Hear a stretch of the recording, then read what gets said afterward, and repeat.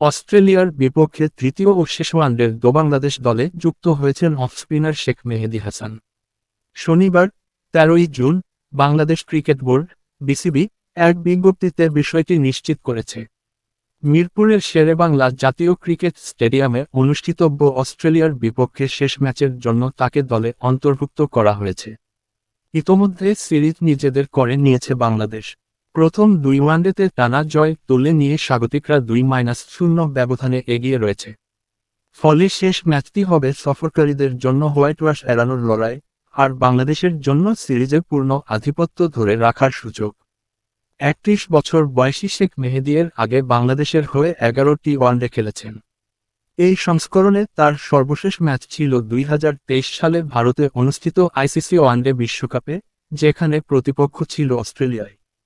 এদিকে অধিনায়ক মেহেদী হাসান মিরাজের শারীরিক অবস্থা নিয়েও আপডেট দিয়েছে বিসিবি। বোর্ড জানিয়েছে, মিরাজ বর্তমানে সুস্থ আছেন।